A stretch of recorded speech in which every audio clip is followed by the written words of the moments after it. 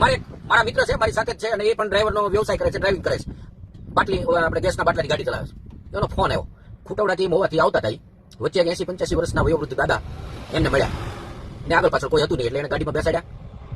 મહુવાથી થોડાક દૂર પોપટભાઈનો આશ્રમ છે, સોશિયલ મીડિયા આશ્રમ, એની આગળ એક હોટલ છે ટોલ નાકા પહેલા, એ પણ રબારી સમાજની, ભરવાડ સમાજની છે, અને એ મારા મિત્ર છે. એટલે ત્યાં એમને ચા પાણી પાયા પછી આ દાદાને સોશિયલ મીડિયા આશ્રમની અંદર આ જે ભરતભાઈ કરીને છે, મારા મિત્ર છે, કારણિયા રાજપૂત છે, એને ત્યાં મૂકી આવ્યા.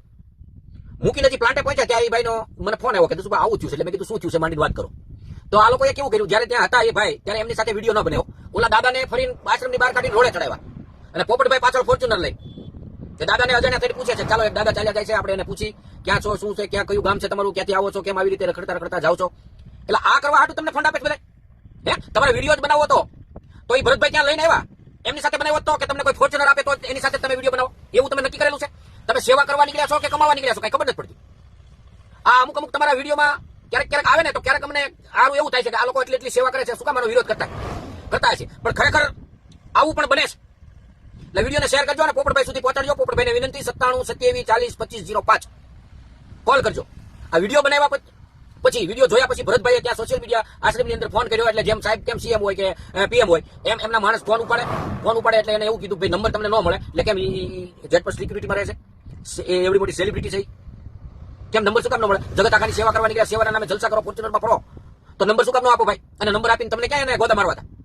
હે, તમને તો એને ખાલી કેવું હતું ભાઈ, હું જયારે તમારે આ કરવું હતું એવા સ્ટન્ટ કરવાની ક્યાં જરૂર હતી? દાદાને તમે ફરી આશ્રમમાંથી બહાર લેવાનું, રોડે ચડાવ્યા, પછી પાછળ તમે જઈને પાછા એને ઉભા રાખ્યા, તમે ક્યાંથી આવો છો, શું કામ નીકળી ગયા છો, કોણ છે તમારી આગળ પાછળ, હવે તમારે શું કરવું, આશ્રમમાં રહેવાનું છે, ચાલો તમને આશ્રમમાં લઈ જાય, આ બધી કરવાની ક્યાં જરૂર હતી? હું તો જો ભાઈ છે ને સત્ય સાથે ચાલવા વાળો માણસ છું.